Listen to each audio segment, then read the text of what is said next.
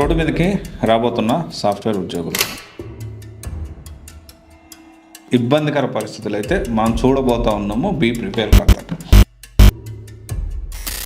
1వ నెంబర్ హెచ్చరిక, 2వ నెంబర్ హెచ్చరిక, తుఫాన్ రాబోతుందంటే 2025 చివరికల్లా సాఫ్ట్వేర్ ఉద్యోగులు రోడ్డు మీదకి వస్తారా? 2025 మొత్తానికి 1,00,000 టెక్నికల్ సాఫ్ట్వేర్ ఉద్యోగాలు కంపెనీనే నమ్ముకొని పనిచేసిన చాలామంది కూడా పీకేస్తున్నారు. ఒక 40 సంవత్సరాలు ఏజ్ దాటితే సాఫ్ట్వేర్ ఉద్యోగం కష్టం.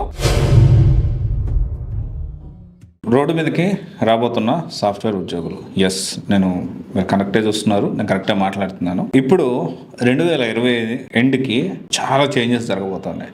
నేను ఆల్రెడీ ఇంతకుముందు ఇదే వీడియో చేశాను. కొంచెం దీని గురించి 2025 సాఫ్ట్వేర్ ఇండస్ట్రీ, సాఫ్ట్వేర్ ప్రపంచం అనేది, సాఫ్ట్వేర్ ఉద్యోగులు జీవితాలు అల్లకల్లోలం కాబోతున్నాయని నేను ఒక వీడియో చేశాను. సో దానికి చాలామంది పాజిటివ్ ఎంతైతే స్పందించారో నెగిటివ్ కూడా అంతే స్పందించారు. సో నువ్వు భయపడుతున్నావు, వచ్చేస్తున్నావు, ఇచ్చేస్తున్నావు అని చెప్పి చాలా మాట్లాడారు. బట్ ఇక్కడ ఒకటే విషయం మనం అందరం అర్థం చేసుకోవాలి, నిజంగా కూడా 2025 చివరికి ఇంకా ప్రమాదకర పరిస్థితులు, ఇంకా ఇబ్బందికర పరిస్థితులు అయితే మనం చూడబోతా ఉన్నాము. Be prepare for that. అయితే దీంట్లో మనం ఇంకొంచెం డెప్త్గా మాట్లాడుకోవడానికి ప్రయత్నం చేద్దాము. ఎవరు రోడ్డు మీదకి వస్తారు? సో డెఫినెట్లీ మాట్లాడుకోవడం వల్ల సో మనం కొంచెం జాగ్రత్తలు అనేది తీసుకుందాం. ఎందుకంటే సో డెఫినెట్లీ ఇప్పుడు ఒక పరిస్థితి వస్తుంది అని చెప్పడం తప్పు కాదు. ఆ పరిస్థితి వస్తుందని నేను చెప్తున్నాను. దాన్ని బట్టి మనం జాగ్రత్తగా ఉండడానికి అవకాశం ఉంటుంది కదా.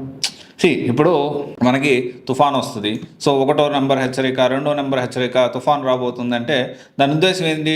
ఆ తుఫాన్ వస్తుందని చెప్పి అనౌన్స్ చేసేవాడిని పట్టుకొని నువ్వెందుకు అనౌన్స్ చేస్తున్నావు? నువ్వు అనౌన్స్ చేయొద్దంటే సునామీ వస్తుందని కానీ, తుఫాన్ వస్తుంది కానీ, వర్షాలు వస్తున్నాయని కానీ, లేకపోతే వరదలు వస్తున్నాయని కానీ డెఫినెట్లీ తెలుసుకోవాలి. విపత్కర పరిస్థితులు వస్తున్నాయని చెప్తున్నప్పుడు దాన్ని ఎలా మనం జాగ్రత్త పడాలి, మనం ఇబ్బంది పడకుండా ఎలా మనం ప్రికాషనరీ మెజర్మెంట్స్ ఆర్ యాక్షన్స్ తీసుకోవాలని మనం ఆలోచించాలి. రైట్. అయితే ఈ వీడియోలో దాని గురించి మనం మాట్లాడుకునే ప్రయత్నం చేద్దాము. సో రీసెంట్గా చాలా రచ్చ జరుగుతుంది. దీని గురించి రసాభాస జరుగుతూ ఉంది ప్రజెంట్.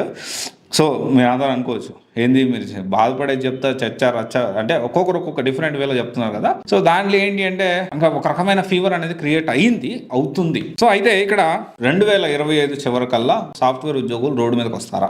ఎవరు రోడ్డు మీదకి వస్తారో మాట్లాడుకుందాం. అయితే ఫస్ట్ మనం ఇంతకుముందు మాట్లాడుకున్నాం, కాస్ట్ కటింగ్ పేరుతో యుఎస్లో చాలా మందిని తీసేస్తా ఉన్నారు. 2025 స్టార్టింగ్లో నేను కొన్ని వీడియోస్ చేశాను, ఐ డోంట్ రిమెంబర్ ఎగ్జాక్ట్లీ.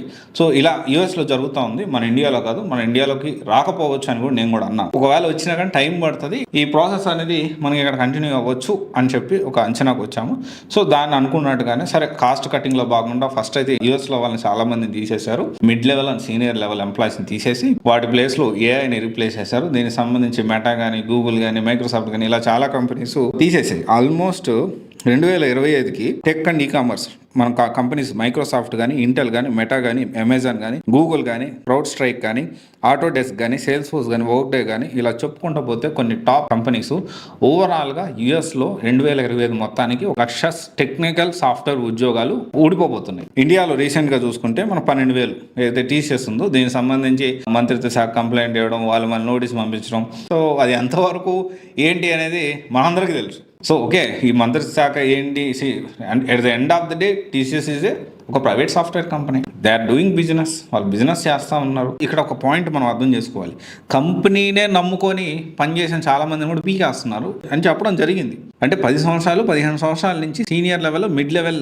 ఎంప్లాయీస్ని తీసేస్తున్నారు. అయితే ఇక్కడ సరే ఇంట్లో ఎక్కువగా వాళ్ళు చెప్తున్న విషయం ఏంటి అంటే మనం కొన్ని పాయింట్స్ మనం క్లుప్తంగా అబ్జర్వ్ చేస్తే ఇక్కడ ఒక 40 సంవత్సరాలు ఏజ్ దాటితే సాఫ్ట్వేర్ ఉద్యోగం కష్టం, అది టీసీఎస్లో అయినా అని మనం పాయింట్ నెంబర్ 1 అర్థం చేసుకోవాలి. పాయింట్ నెంబర్ 2 వచ్చేసి ఏంటి అంటే ఏఐ ఇంపాక్ట్ అనేది చాలా ఎక్కువ ఉండబోతోంది. రెగ్యులరైజ్ ఏదైతే వర్క్స్ ఉన్నాయో ఏఐతో రీప్లేస్ చేస్తే మనకు చాలా వరకు డబ్బులు మిగులుతాయి కదా అనే ఆలోచనలో కంపెనీలు వచ్చాయి.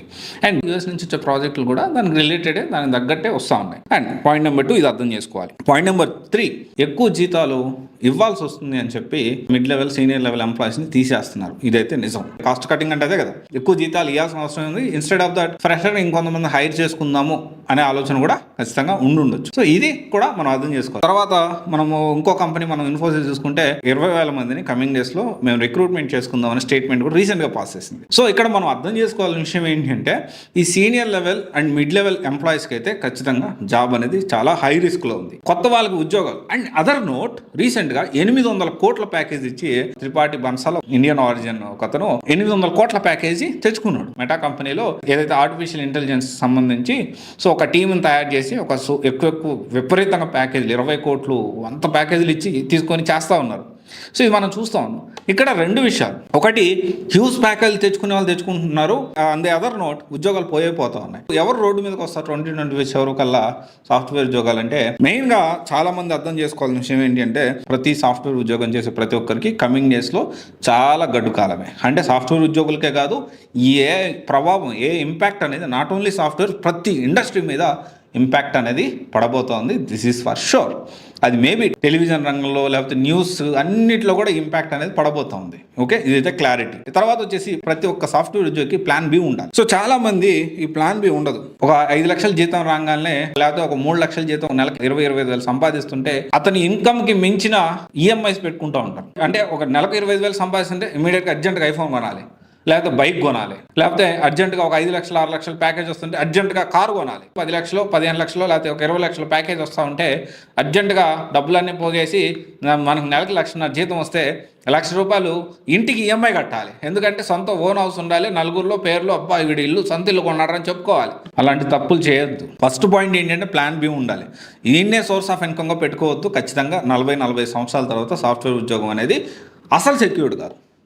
కంపారిటివ్లీ అంతకుముందు మీరు అప్పుడు అప్డేట్ అవ్వు బాగా కష్టపడి బాగా చేస్తూ ఉంటే maybe there is a possibility కొంచెం కంపారిటివ్లీ రిస్క్ తక్కువ ఉండొచ్చు. బట్ 40 దాటిందంటే కష్టమేగా. ఓకే, ఇదైతే ఖచ్చితంగా చెప్తా ఉన్నాను. సో ఇప్పుడు ఒకవేళ నేను చాలామంది మీరెవరు చెప్పడానికి ఏజ్ 40 దాటితే అసలు సీనియర్ లేకుండా ఎంప్లాయీస్ ముందుకెలా నడిపిస్తారంటే అలాగే నడిపిస్తున్నారు. ఇప్పుడు టీసీఎస్ కంపెనీ ఎలాగైతే 12,000 మందిని ప్రపంచవ్యాప్తంగా తీస్తుందో అలాగే కంపెనీస్ తీసేసి నడిపిస్తాయి.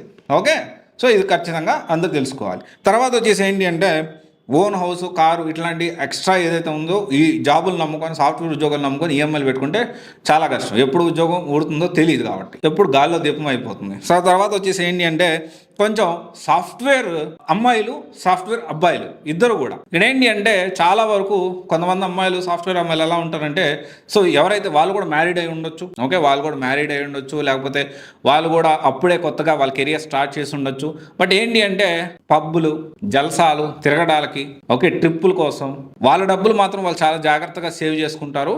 అబ్బాయిల డబ్బులు కొంతమంది అమ్మాయిలేమో అబ్బాయిల డబ్బులు ఖర్చు పెట్టిస్తూ ఉంటారు. అండ్ కొంతమంది అబ్బాయిలు కూడా సేమ్ ఇలాగే రివర్స్లో అమ్మాయిలతో ఖర్చు పెట్టిస్తూ ఉంటారు. అబ్బాయిలు అమ్మాయిలతో ఖర్చు పెట్టించేది చాలా అరుదుగా చూస్తూ ఉంటారు. చాలా తక్కువ మంది అబ్బాయిలు ఉంటారు. ప్రిస్టేజ్కి పోయినా కానీ అమ్మాయితో ఖర్చు పెట్టించకూడదు అని చెప్పి సాఫ్ట్వేర్ అయితే మన కొలీగ్స్ ఉంటారో ఫ్రెండ్స్ ఉంటారో వాళ్ళతో ఖర్చు పెట్టించకుండా ఈయనకి వచ్చే జీతం అంతా అట్లా ఖర్చు పెడతా ఉంటారు. ఇలాంటి పనులు కూడా చేయొద్దు, చాలా ప్రమాదకరం. వాళ్ళు చాలా వరకు చాలా తెలివిగా ఉంటారు. సో డెఫినెట్లీ ఈ విషయంలో అయితే ఎమోషనల్లీ కంపారిటివ్లీ అబ్బాయిలు కొంచెం వీక్గా ఉంటారు. సో ఓవరాల్గా 2025 చివరికల్లా సో ఎవరు జీవితాలు అలకొల్లం అంటే ప్లాన్ బి లేని వాళ్ళు 100% ప్లాన్ బి లేను. సాఫ్ట్వేర్ ఉద్యోగాన్ని నమ్ముకొని కెరీర్ని ముందుకు సాగే వాళ్ళు మాత్రం ఖచ్చితంగా ఇబ్బంది పడతారు. ఖచ్చితంగా ప్లాన్ బి ఉండాల్సిందే. ఖచ్చితంగా మీరు సేవింగ్స్ పెట్టుకోవాల్సిందే.